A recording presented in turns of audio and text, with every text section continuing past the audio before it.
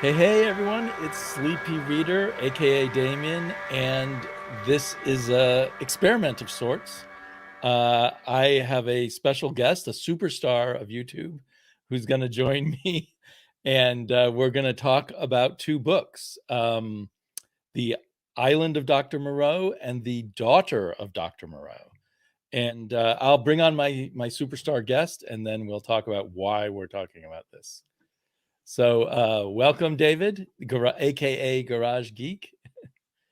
How are you doing Hey, today? thanks for having me again. Yes. You must have done well the first time since I brought you back. So yeah, it's really nice to be here. I'm very excited to discuss these two books with you. So yeah. And this comes out of you and I chatting. I can't remember if it was part of our live chat or not, or our recorded chat about award winning reading award nominees. So we Yes. thought maybe we would read the Hugo Award nominees of this current year, which let's see.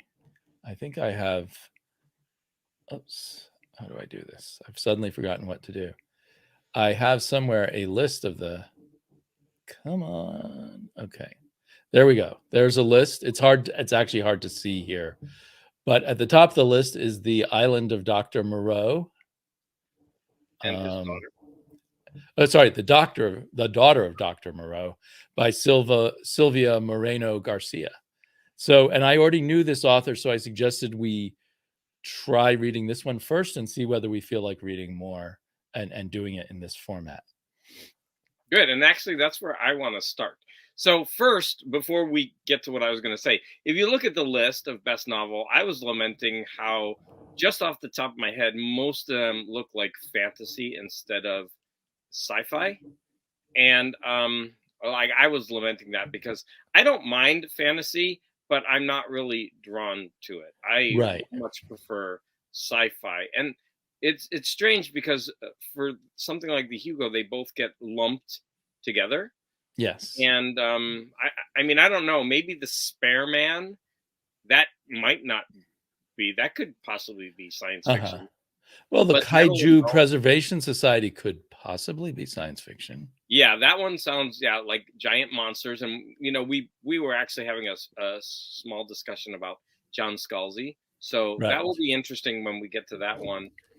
Legends and Lattes, that just to me sounds like a comedy, and again, I'm not big into comedy and also fantasy. It sounds like one of those cute fantasies. Yeah, a cute comedic fantasy, maybe even which romance. there's a big readership for. It's just not you and me.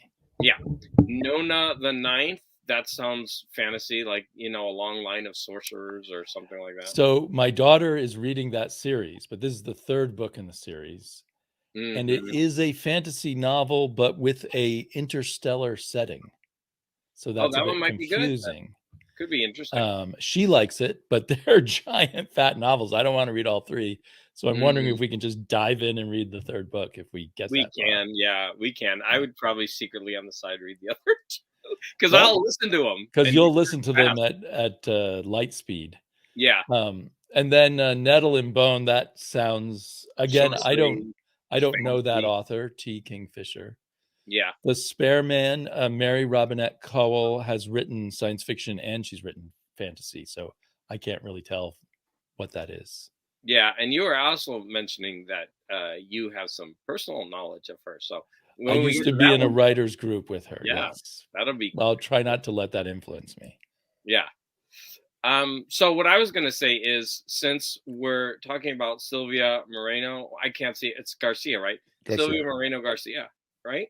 Yes. You read her other book. I don't know how many she had, but why don't you go ahead and start by telling us a little bit about that one, since you have some background knowledge of this. Oh, okay. I've only read one of her other novels, and she's very prolific. She already has a new novel out after Daughter of Dr. Moreau. I get all confused, but A lot of G's. she's very prolific, and I think at this point she's kind of a best-selling writer. So my horror-loving brother-in-law, who's a great guy, recommended this book of hers called Mexican Gothic, and I think that was one of her bestsellers. And it's set in Mexico, but there, by coincidence, is a Gothic British house in this distant village that some British people moved to Mexico to own mines. And they're really creepy. And the heroine is there to rescue her cousin who married this really creepy guy. But once you're in the house, you get kind of trapped there. You can never leave. So it was a very cool premise. And the last 100 pages were an incredible 100 pages out of an incredible horror novel. The first 200 pages were a slow slog as she set things up. And I kind of feel like modern writers are required to write at least a 300-page book. And so she could have written a 200-page book with the same effect. And so she had to stretch the first half of the book into 200 pages. It seems. That's interesting that you say that, because I felt like this book was also divided into certain parts. Yes. Yeah. Yeah. So I felt this book had the same effect where there was a feeling of stretching and repetition towards the middle before she got to the next level of action. Yeah. It did not turn. Well, we're jumping ahead, but so yeah, and also I want to say, if at all possible, we didn't set out these ground rules, and we should have. We should probably try to make it as spoiler free as possible and just kind of talk generic, unless we absolutely have to. Yeah, I hate when that's really hard to do with the original novel, right? We don't have to do that. That one's so old, and it's been made into so many incarnations. I don't think we need to worry about spoilers. But I would assume that this one, people might actually want to read it. So I think it's pretty easy to do it without throwing. Okay, I'll try. You can, if you catch me getting too far.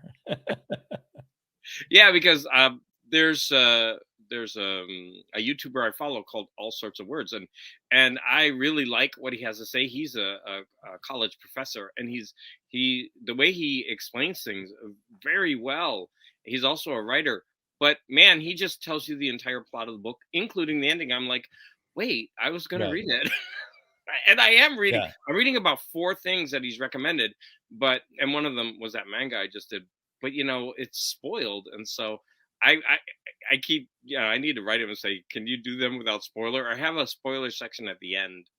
Kind of. I'm one of those people that hates spoilers. Okay. Well, I will try. I think I normally I try not to do plot summaries in the first place, because I figure either you've read it and then it's boring for me to give you the plot over again, or you haven't read it and you want to find out the plot yourself. Exactly.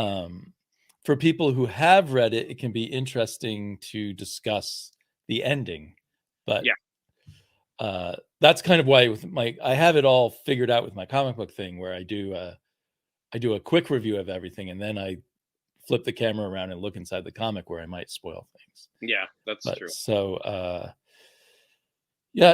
so I haven't even thought clearly, like, should we bounce back and forth between the 2 novels or try to talk I think we should separate them. Would you like this? Would you, since we both read the more modern book and we already kind of started talking about it, why don't we just jump into that one?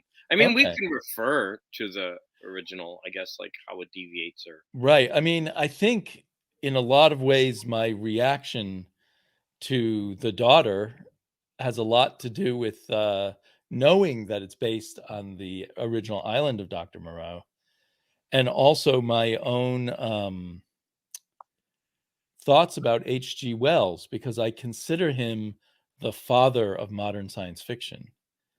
So his work seems foundational to me. So it may be flawed, and certainly there's no female characters in the original novel. It has all the flaws of a novel you'd expect from the. True, actually, I didn't think of that. So, a lot of people are claiming that Frankenstein is actually the original. Well, okay, I agree with that. Which is interesting, right? But I think there was Frankenstein, and then there was kind of a long desert. So Frankenstein was kind of the beginning of modern science fiction. And then I think H.G. Wells became the real beginning. Like, in the sense that right after H.G. Wells, everyone was writing, or not everyone, Yeah, but a there was real science impetus fiction to, started to flourish in the wake of H.G. Wells. yeah. So, and I'm sure that Island of Dr. Moreau is very Frankenstein influenced. In fact, it might be his most Frankenstein influenced book Yeah, of the books of his I've read. He wrote a lot of books. yeah. So when we're talking about the book, I actually I'm really bad with names, so I might struggle for character names. So there's the daughter, and is her name Esme? No, Carlotta. Carlotta. Good. And the maid is Esmeralda. Lupe. Lupe. Is there an Esmeralda in this book? I don't think there's an Esmeralda. Maybe there's a number of female characters, Oh, and okay. maybe So it was Carlotta and Lupe, and then the main character's name is same guy from Montgomery Lawton. And Montgomery. And there's we a were Montgomery, but his first name is not Lawton in the original novel. But he is not the narrator. The narrator is another person in the original novel. But anyway, Lawton is a doctor who works with Dr. Moreau in the original novel. yes, And Charles Lawton played Dr. Moreau in the first movie adaptation of Dr. Moreau called The Island of Lost Souls. So yes. I think it's impossible not to talk about all of this stuff together, All right, go ahead then. to tell you It's the fine. truth. There's the Island of Lost Souls movie poster. The Island of Lost Souls is one of the hardest horror movies to locate, and I have failed to do so. But they made a big deal about this Panther woman in it, and there are no female characters in the book. I mean, there's some female puma that they're experimenting on, but that never really becomes a character. Yeah. So I wonder if the Panther woman led to Sylvia Moreno Garcia conceiving of a daughter. That's just a guess. Yeah. I don't really know. Yeah, because well, we do have to say that the daughter of Dr. Moreau is actually one of his hybrids. You just spoiled the novel. Did I? Yeah. That's clear at the beginning. Well, actually, we figure sophisticated readers anyway figure that out early on. Yeah, But because it's not revealed till the last quarter of the book. yeah, the other characters in the novel don't know it, but I believe the reader does. Well, I did because Right. they clear like she's looking at a picture on the mantle about the original wife and daughter and how they had died, and Lupe herself doesn't make the connection of who or what she is. Carlotta, you mean? Yeah, Carlotta. Yeah. So, anyways, let's go back to the. I'm This spoiling. must be good as a teacher, not being able to remember names. Oh, it's horrible. Can you go back to that Panther woman? I just want to take a second because I am in love with painted art. The painted movie poster. Yeah. Look at that movie poster. Yeah. It's gorgeous. Now there's a guy on the sand like reaching out. Oh, I'm dying. And there's a shipwreck. And then Right. there's this like weirdo poking his head out. Oh, it's Joe Biden. He's sniffing her hair. So what's going on with that? But wow, is that and notice the whole focus of this is on the woman. Yes. To make this, something it's really not, unless she is the major figure in the movie and we just don't know. Yeah, I assume she's just appears during some part of the movie, but that's like how we attract people in, the sexy Panther woman. And isn't it weird? Like we have Island of Lost Souls.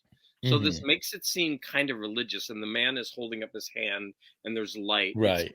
It kind of seems, and then we have kind of like a Garden of Eden motif on this picture. And you don't get any sense that this is about someone turning, animals into like these human. Right.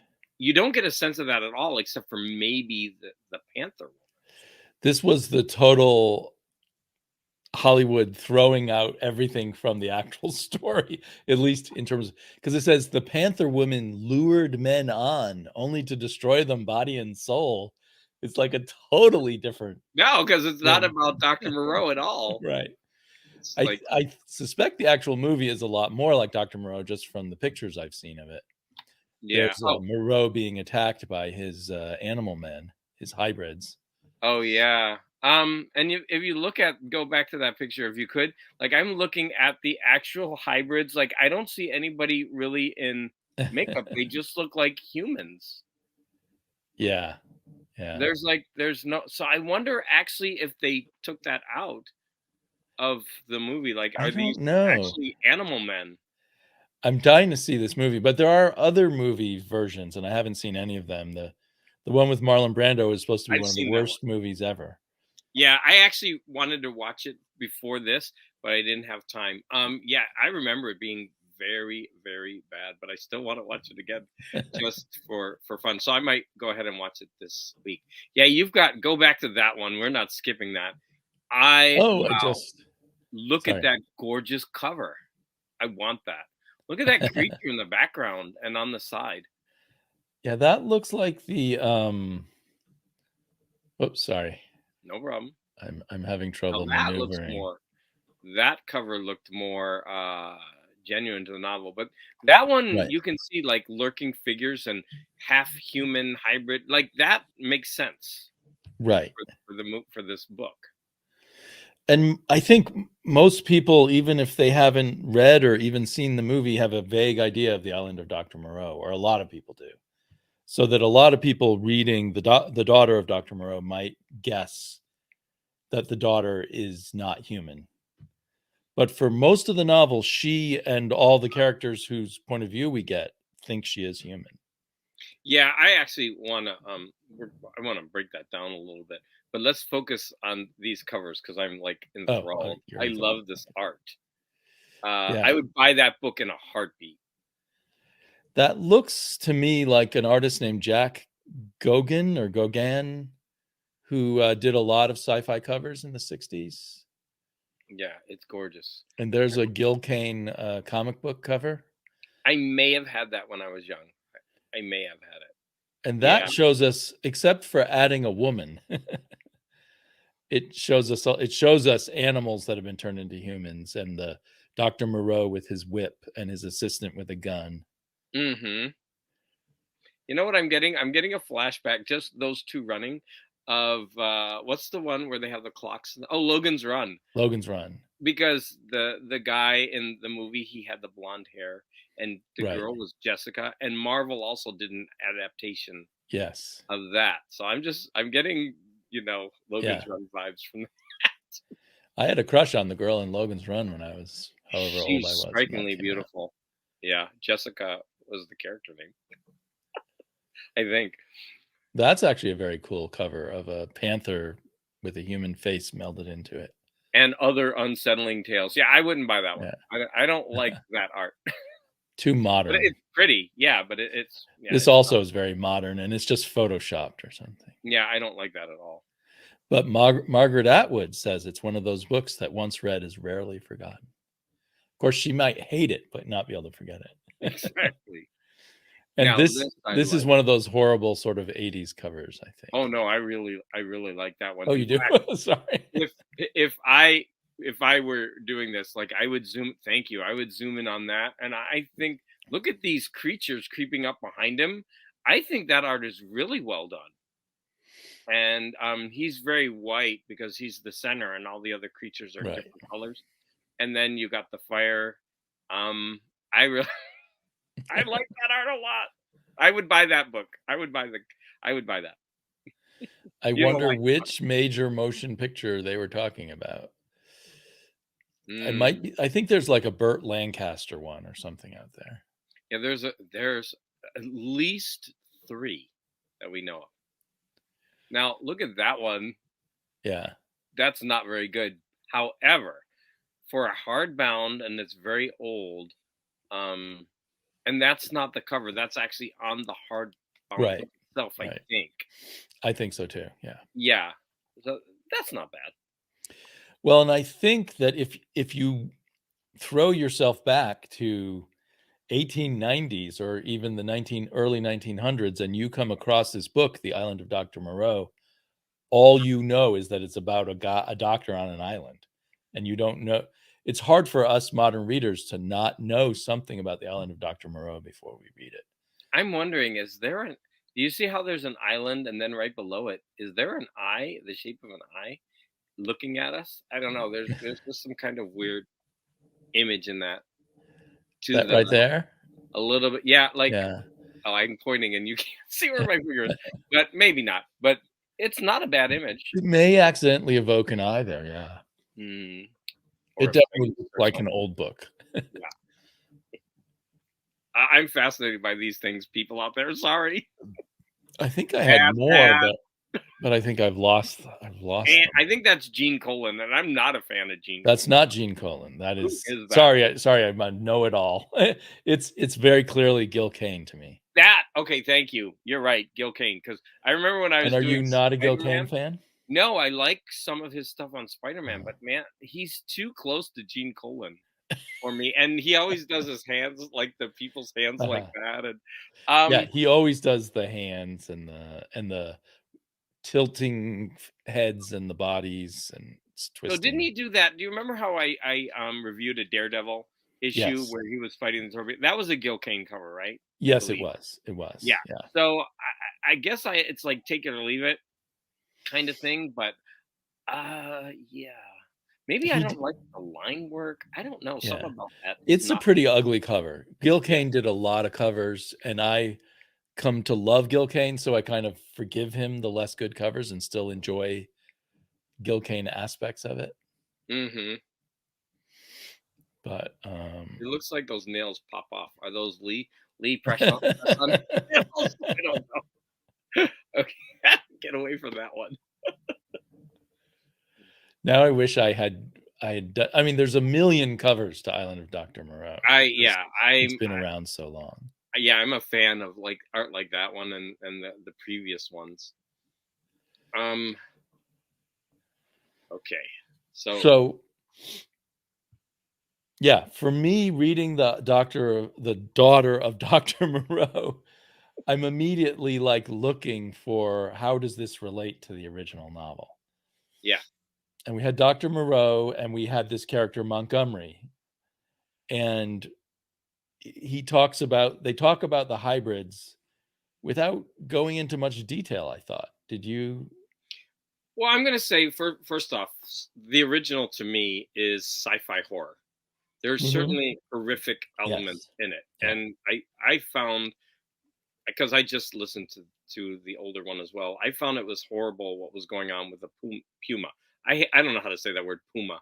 Right. So that whole and you're an animal rights activist of sorts. Yeah, I didn't like that. And then there was the whole idea. I think in the foreword they talked about this was when he wrote that was the time of vivisection, and so there were a lot of experiments done.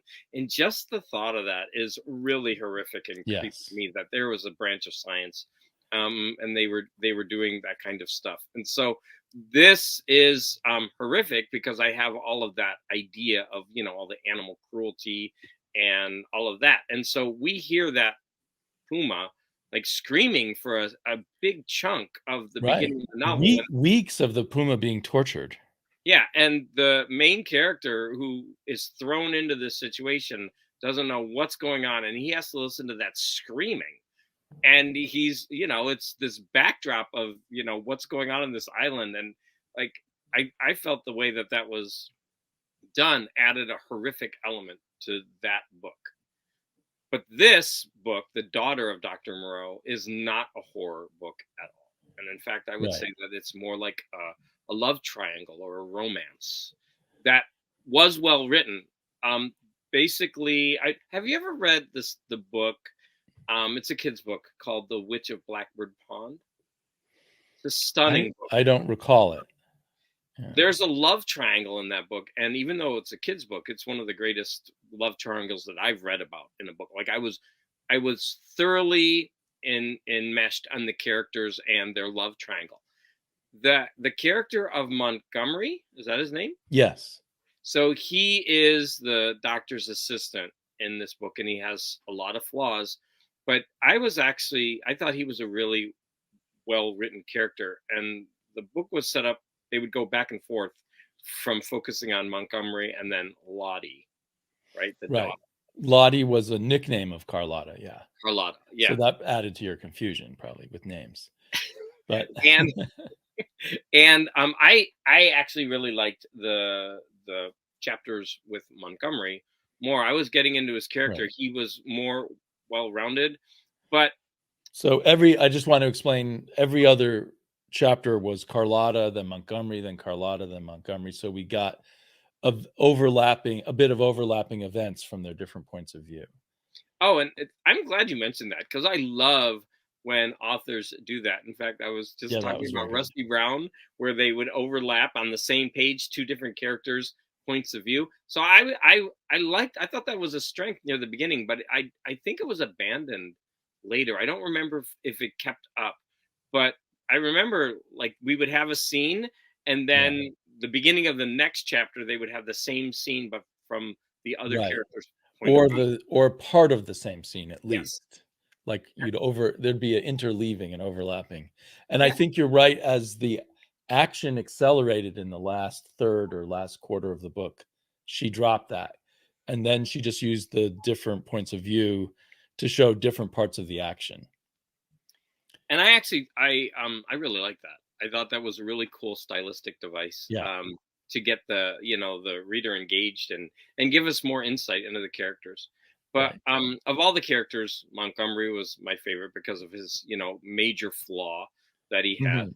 and I just from the romantic angle from his point of view initially was icky, Quite right? 'Cause icky. he's Yes. lusting after a child, Right. who's on the cusp of womanhood, which is this is like a genre of literature and songs and everything that Right. I don't fancy. So Well, it's I wondered about, yeah, just before you plunge ahead to the next point, sorry, no problem. because I talk a lot. she has an opening section where Carlotta is still a child and Montgomery meets her for the first time. And then Hmm. she jumps ahead 5 years where Carlotta's on the cusp of womanhood. And we have Montgomery lusting after her all the time. If the writer had left out that opening sequence, it wouldn't be nearly as creepy seeming because we wouldn't be reminded that he first met her as a child. And so I didn't understand why the author wanted to do that, because she seemed so interested in the romance between this older man and younger woman. Yes, But she also made it seem more creepy, so that I had the whole time, whenever he had romantic thoughts about her, I had no sympathy for him. I just thought he was a creepy loser. but to his credit, he had the feelings, but he never wanted to act on them. And until there's a later scene in the book, like he would think, Yeah. but he would say no, off limits. And like he never made advances on her. He would always stop himself. In his mind, we saw Right. that. So that was a savings grace on his part I until guess so. later in the I book. guess so. Until And later. I felt like the author, uh, like you, he was her favorite character. Like, he was the character she put the most care into developing and making sympathetic. But I still, because of the way it was set up with her being a child at the beginning, the whole time, every time I read him gazing at her and stuff, I was just sort of embarrassed for him.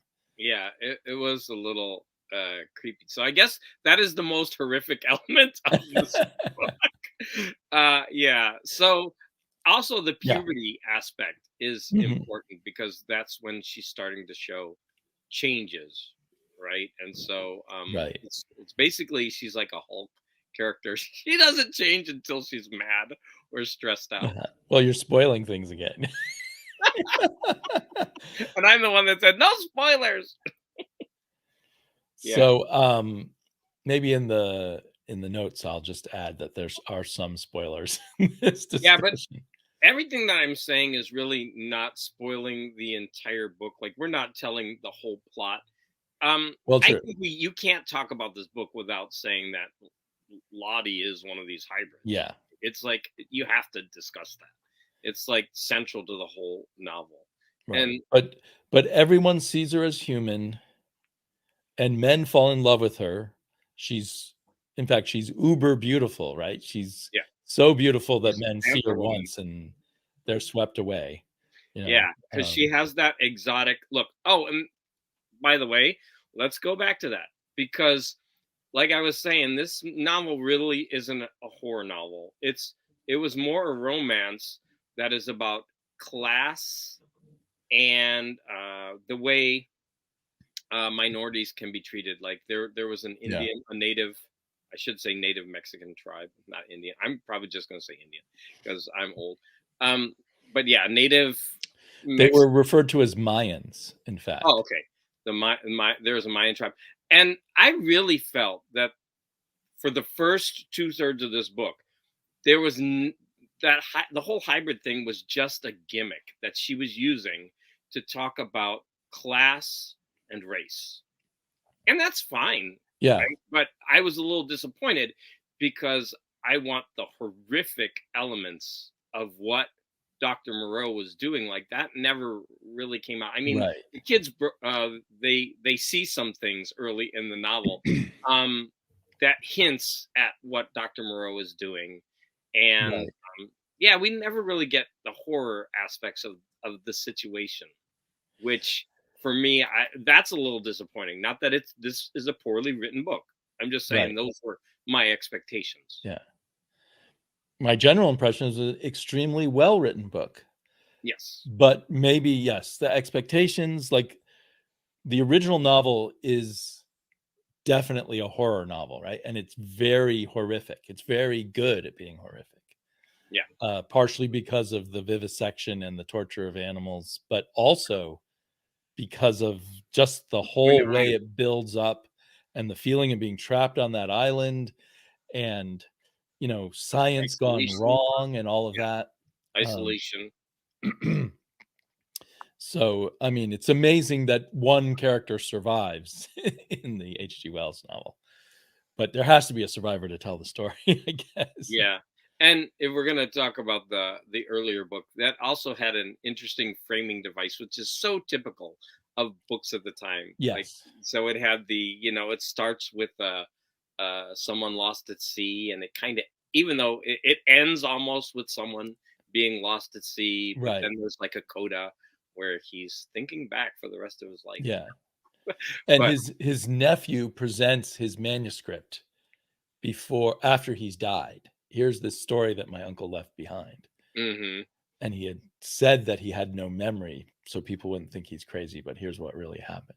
Yeah. yeah, I love those framing devices, but they were very cliche. I mean, at the time, everyone they were like, I was just talking about Frankenstein.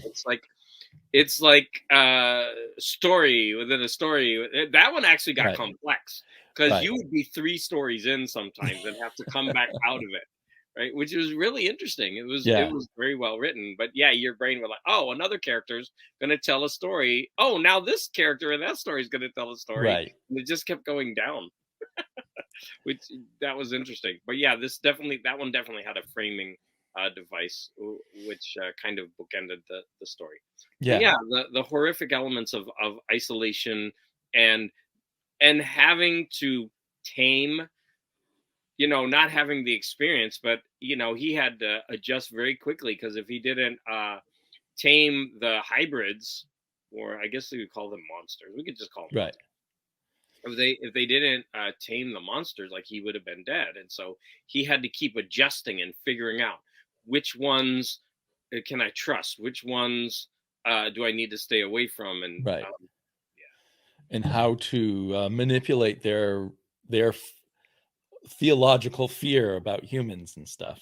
yeah, and what they were taught to memorize, and none of that is in Right. the book, and so a big element of the horror is also the House of Pain, which Yes. that's where they were conditioned to know fear because that's where they were tortured and Right. experimented on Right. and developed, and they kept that in their psyche, and they knew that if they did anything wrong, and then you would have these councils where they would all come together and have to recite the rules, but there would Right. be ones on the edge that didn't want to do it, and Moreau knew that he would have to go out and punish that one. Right. I mean, there were all these really cool, like crazy elements in the original novel, and there's none of that in this. Right. The None. original novel was not only critiquing science but religion. Yeah. You know, Moreau was a cruel god, Yep. and And yeah, it and made you ask, is our God a cruel god or not? You know, what you can come down on it in different ways, but it definitely definitely raised questions about that. in the Old Testament, that's the way Right. he's Yeah. certainly seen. Right. Moreau is like a extreme Old Testament god. Yeah, for sure. And it felt to me like Silvia Moreno Garcia in The Daughter of Moreau wanted to touch on those subjects, because they do mention Moreau being very religious and trying to teach religion to the hybrids and stuff, but she didn't know where to go with it. She was too caught up in her romance triangle that you're talking about, and she also did have an agenda, I think, of talking about, I guess this took place in the 1800s, right? Talking about how even though slavery was officially gone, there were rich men at the top who pretty much own everyone else. Yeah. And with the Indians at the very bottom of that pyramid, but everybody is kind of owned by somebody, and the women are owned by the men. You know, so that there's just these small number of men at the top who just sort of control everyone through pain and death. Yep. And yeah, so I was definitely saying that this is definitely about class and about, slavery, indentured servitude.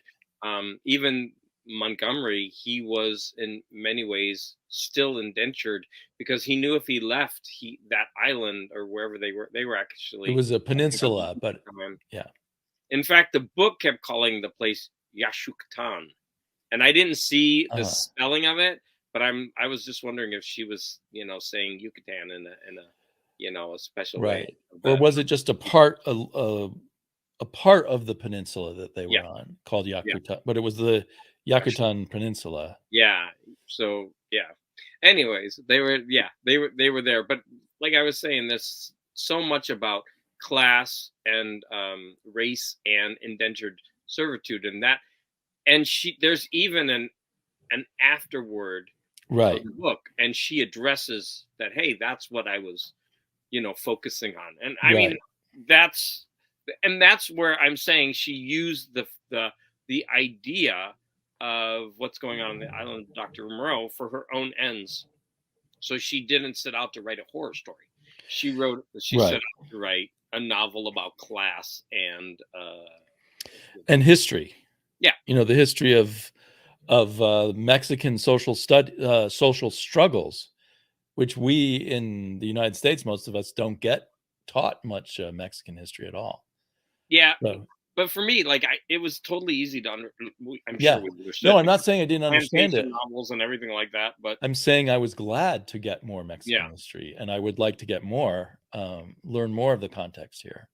Yeah, but I kind of resent when authors do this, because they've got this amazing premise and they squander it for their own needs. I mean, she could have pretty much written the novel without using the Dr. Moreau name. True. And it would have come out like, and it would have been her own thing. Right? It's kind of like a wasted opportunity for me, not using her horror premise.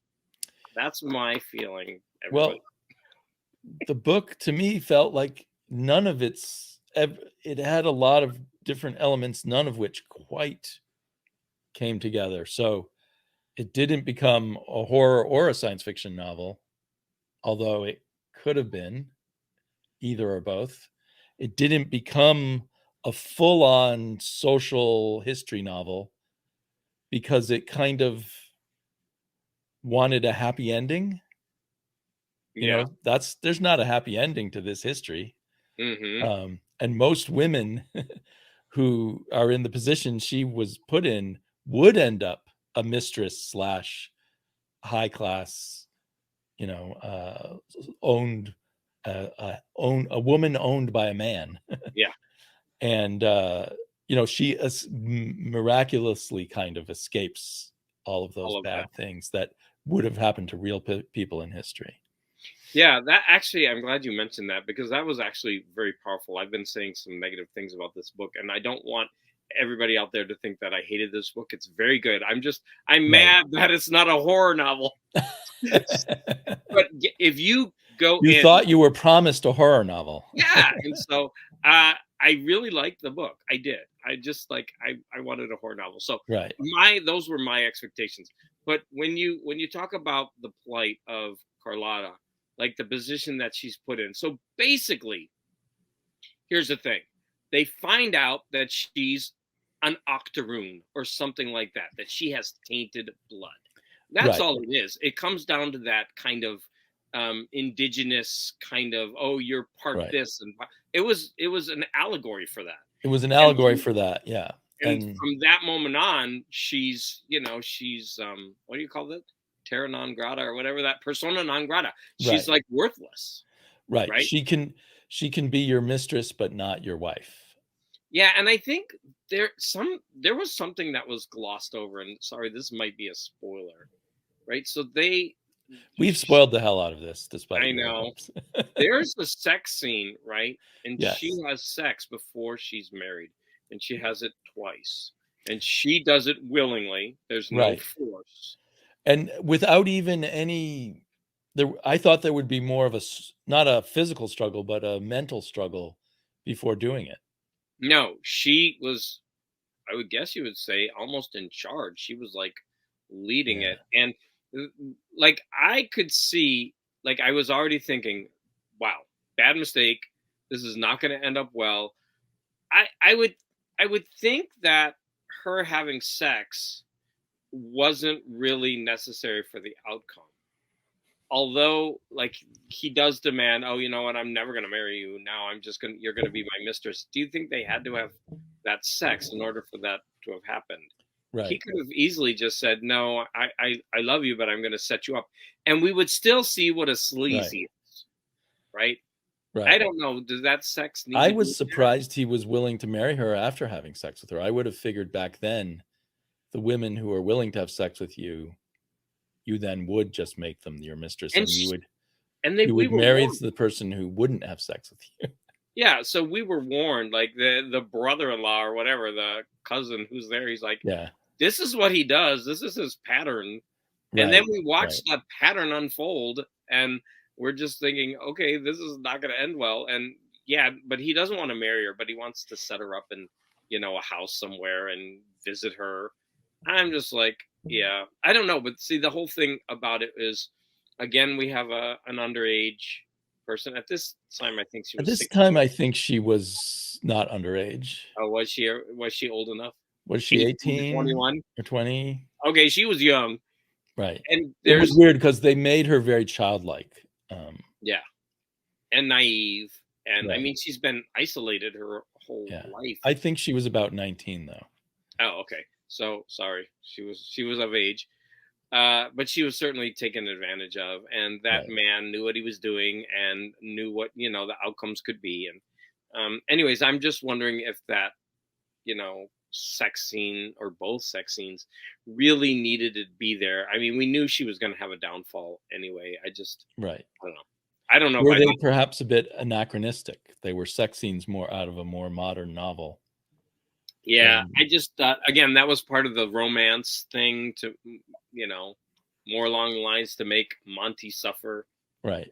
Well, here's the other thing that I think we're coming from maybe a different context than the average reader of Sylvia Moreno, that she may be playing with the tropes of Gothic romances, which at least I am not terribly familiar with. True. And so she may be sort of following certain patterns of those Gothic romances and then undercutting them in certain ways because she has these points she wants to make about social aspects. Mm-hmm.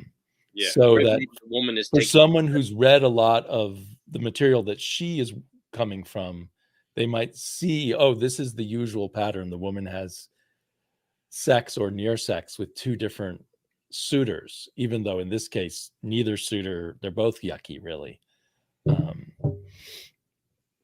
But I don't know. That's That's just a probably guess. a good point. So yeah, you're right. When I looked on YouTube for people reviewing it, everybody reviewing it was a woman at least half my age, if not a third my age. And so yeah, we're like, if this is written for, like, first off, maybe fans of the author will Right. definitely Who's read a this. very popular author. Yeah. And because this is nominated for a major award, it's going to get all these old men reading it. They probably, they wouldn't have read it, initially, Yeah.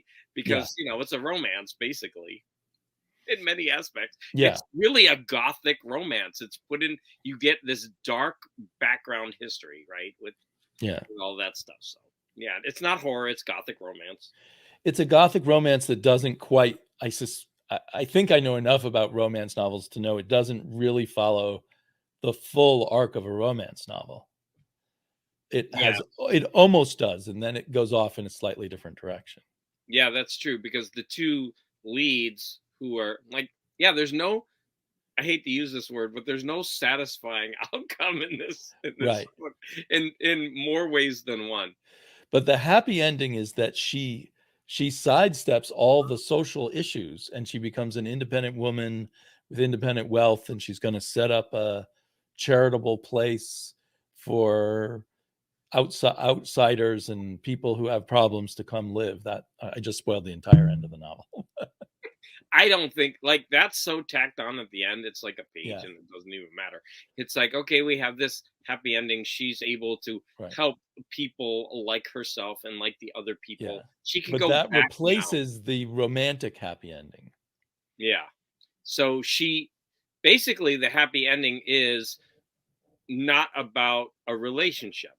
It's about her being able to Right. become a prosperous woman. So I think for the young compared to us, any women who are talking about this on YouTube, it's to some extent a feminist fulfillment story. It's someone who, despite the horrors really of the way women would be treated in this, I don't want to say just in Mexico, but definitely in Mexico, because it takes place in Mexico during the 1800s, that she manages to escape that. Yeah. I'm not totally convinced that that would have happened in real life, but it may be satisfying to women reading that. Yeah. I wholeheartedly concur. So the question is then, looking at the Hugo Awards, like, if this won the Hugo Awards, would we feel cheated that this wasn't really science fiction or something like that? Well, it definitely has. You can absolutely say it's science fiction, because it has a background that is in the land of make believe, right? I mean, right. So it's definitely a science fiction novel. Yeah. But if I had to make a choice of where I would put this, I would put it in the romance section, not the science fiction section. And I think it would be better serving the audience of a romance. Do you know what I mean? Yeah. Yeah. But if this were to win the Hugo, I would personally be disappointed, because I've read a few of the Hugo Award winning books of recent years, and they've been very rich, complex stories that have created these worlds that are just right. rich in detail and imagination, and every book goes in all these crazy directions, and they really make you think. And this did not do any of those things. It was like, well written, nice romance, that shone a light on injustice of racial and class issues. So yeah, I mean, that's so I really do need to read a couple of the other ones on this list to see if this is actually the best one. Well, I know that you already have kind of less excited over John Scalzi, but should we just go down the list and do John Scalzi next? If that one is available, absolutely. Yeah, So I think I would do it as an audiobook this time. yeah, I read the daughter on my iPad. and I listened to it. Yeah. And so I was able, yeah, out there, I was able to get through it pretty quickly. I can't remember. I think it was about 10 or 12 hours Okay. on audio. And so for me, I was able to get through it in about 5 or 6 And I think hours. it was about 300 and some odd pages in terms of print. So I guess the final stamp is we could say that I would say this was a fun, forgettable book. Right. That's what I would say. It's not bad by any means, but of course you have to look at who's reviewing it, right? I Right. don't like romance, and it's not my thing, Yeah.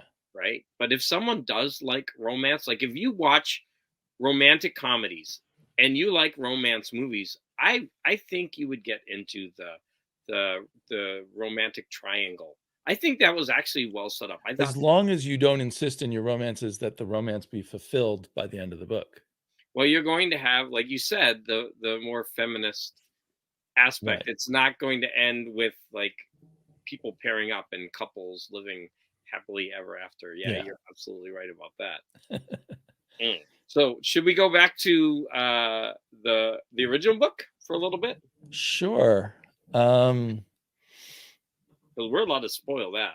You read that more recently than I did, I believe. Yeah, I think I finished it about a week ago. So I'm frustrated that I keep forgetting the name of the actual hero of the book, because I read that, I listened It's to a it. weird name, like Erkin or Erden. Yeah. It was a weird name. I'll look it up real fast. Prickwell or something? Pridwell? Prickwell. It was something a little Oh my god. prickish I'm sounding. looking it up right now. Okay. So Island of Dr. But so I did like that Moreno chose Montgomery as her hero, because I read The Island of Dr. Moreau first before I did hers. And as I was listening to the book, the further I got into the book, I kept thinking, well, this Montgomery guy is the one I actually like. I don't like the narrator of the book, and I don't like Dr. Moreau. Montgomery is the only one who cares about the feelings of the animals and the hybrids. Yeah, so sorry, I kind of missed a little bit about what you said. His Oh, name okay. is Edward Prendick. Prendick. So let's just call him Edward. I don't want to say Prendick over and We over. can't just call him Dick. I'm gonna slip. Somehow I'm gonna slip. We could just call him Dick. And let's Or say the Edward. Dick. So you were saying that in the So Prendick Moreno has book, you liked the Montgomery character, or in the original novel? In the original, as I was listening to the audiobook, as the book was going on, I'm instinctively wanting to be sympathetic with our narrator, who nearly dies several times before he gets rescued, and then is treated very cruelly by Dr. Moreau and Montgomery, because they don't want him coming to the island, but the drunks on the ship are making him leave the ship, so he's nowhere to go. But in the long run, Montgomery is the person who cares about other people and other animals. But other he beings. suffers for it. He's an absolute horrible drunk. Right.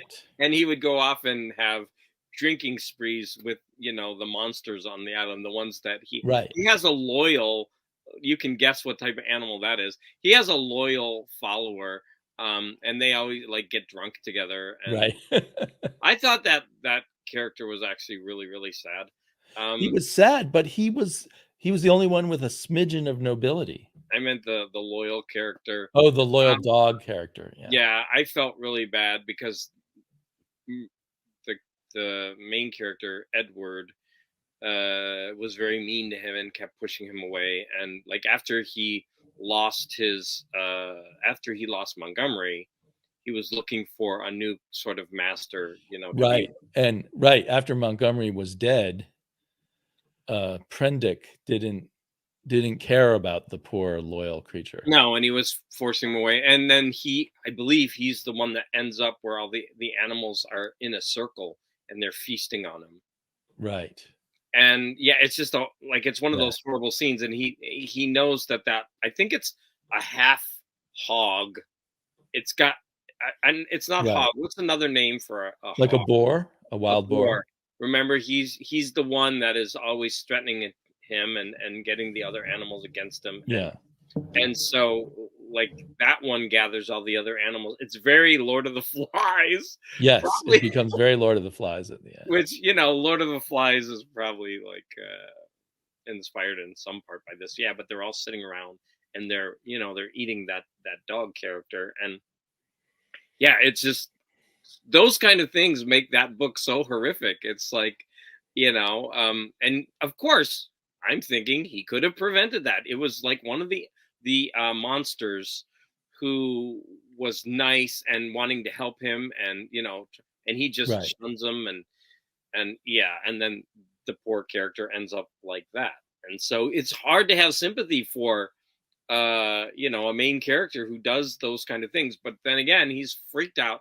He doesn't Yeah. know who to trust. He like literally like pens himself up in a small enclosure, with one opening, and so that he's trying to like ward off these Right. monsters attacking him. It's like a horrific situation. So But Montgomery, although he's an alcoholic and a fallen person, right? He was part of the British upper class and he did something wrong. We don't know what. And that has made him fall. And you could say it's like Paradise Lost or whatever, and he's yeah, hanging out. he's in hell. He's on this Right. island now, and um, But he is accepting the monsters. He is being willing, although he has to get drunk to do it, maybe, he is willing to associate with them. And the other and- person is just horrified by them. I'm just going to kill as many of them as I can to make them leave me alone. yeah. But at that point, like he had been there for such a short time that they were devolving right in front of him. They Right. were losing their Right. linguistic skills. They were reverting to their savagery. They were forgetting the laws. And even though what little he would do to try to tame them and get it back, it wouldn't work. And so his days were numbered, right? And he knew it. Right. So yeah, it really did make for, it was almost like being trapped in a haunted house kind of thing, where the island is a house and there's all these like ghosts or monsters that are going Right. to try to get you, and you got to try to avoid them. um yeah, I thought it was really, really good. And the funny thing is, I read this book when I was young and I didn't like it. I think I was too young Yeah. when I read this book, and I absolutely appreciate it now. I thought it was really Well, good. because it's kind of purely a what's the right word? Psychological horror almost. Well, it's purely a horror story and it's purely a warning against science gone wrong. Yep. It doesn't have any redemption, or it does start off like an adventure novel. So I can see why people would give it to kids, because a lot of adventure novels have people getting shipwrecked and barely surviving and stuff. Yeah. But then it turns into pure horror. And so I think I read it as a kid too, and didn't really click with me the way some other H.G. Wells books did. Yeah, and that could bring us to this, right? So we were talking about this before, and I have the list. I don't know if did you ever get the list? I got the list, but I can't find a way to make it come on Okay. my screen. So sorry, this is awkward because I'm just like trying to find Yeah, the I'm center of sorry that I balance. couldn't get it on the No. screen, but So H.G. Wells, his first novel was A Time Machine, although he had written numerous short stories before this. And so, that one's world like pretty like super famous. And then we were both talking about how his second book, written the same exact year, The right. Wonderful Visit, is pretty much forgotten. Yeah. Then you've got this book written in 1896, and then his next book is pretty much forgotten. That one's, he was pumping out 2 books a year. And then his next book is so famous. Sorry, that is not coming out very well. I'm trying to, maybe if I click on it. Okay, maybe I just need to leave Or it. just tilt the angle slightly. There we go. There you go. So his next 2 novels, but they were all written over the space, like each one had a year. Right? We've got The Invisible Man, The War of the Worlds, and then we've got The First Man on the Moon, which was made into a movie. I think a silent movie. Yes, yes, a famous silent movie. And so you were saying that within the span of 6 years, he had written so many impactful science fiction novels. Right. Within the span of those 6 years, he wrote the novels upon which most of science fiction, as we know it, was built on. I Hmm. mean, like we said, you had Mary Shelley, and you also had Jules Verne, who contributed quite a bit. But then with H.G. Wells, you had your first sort of credible time travel story, your first credible alien invasion story, your sort of Dr. Moreau building on the mad scientist from Frankenstein. And Hmm. apparently, when I was looking into this, they consider a subgenre of science fiction to be uplift stories, like stories where aliens have come to Earth and made us humans evolve, like Oh, 2001, okay. or stories where humans go to other worlds and help other species evolve. Or, occasionally you run across these ones like City by Clifford Simak, where dogs are evolved into intelligence and stuff. So Hmm. they consider Dr. Moreau the beginning of that whole little sliver of science fiction. Whoa. Because those animals were they were uplifted, but Uplifted to the unsuccessfully. horrific. Yeah. And another thing that I just want to say is we talk about his second novel, which is The Wonderful Visit, and then Yeah. his fourth novel, The Wheels of Chance. But I didn't research this. They might have been wildly popular during his time, and Also, they're yeah, they remembered. just haven't stood the test of time as much. Yeah, The and Invisible Man is also kind of about science gone wrong, I guess. yes, and I'm just quickly strolling through the rest. The rest I of his know that book. I've read The Food of the Gods, but I can't remember anything about it anymore. But I think that might have been an influential one too. Hmm. Yeah, that one I've heard of as well. But there, many of the other books after that, none of them reached the Right. success of or the longevity of Time Machine, Moreau, Invisible Man, and to a lesser extent, Food of the Gods and First Men on the Moon. So, to my knowledge, and I haven't researched this thoroughly, but I just seem to have picked up some ideas here and there. He wanted to hang out with the more literary people, like Henry James, and he was friends with Henry James. But so I think he started to want to prove he could write their kind of novel. And then he became very involved in early socialist movements. And so then he wanted to write novels that were promoting socialist ideas. So he got pulled away from, and maybe didn't realize those early novels of his were his most important in terms of their lasting effect. I So see what you're so saying. he was more involved in the social world of his day in the later novels. So if I have tried reading one or two of them, and they often are about the classes in England and things like that. Okay. So for us, it's unfortunate he didn't realize, oh, I am the father of this important genre. Hmm. He was more like, oh well, those were the youthful novels. Now I'm gonna, Let me do something serious. prove I'm serious. Yeah, Yeah. and you can see that pattern happening over and over again with writers here and there. Hmm. But yeah, so he's just an amazing sort of.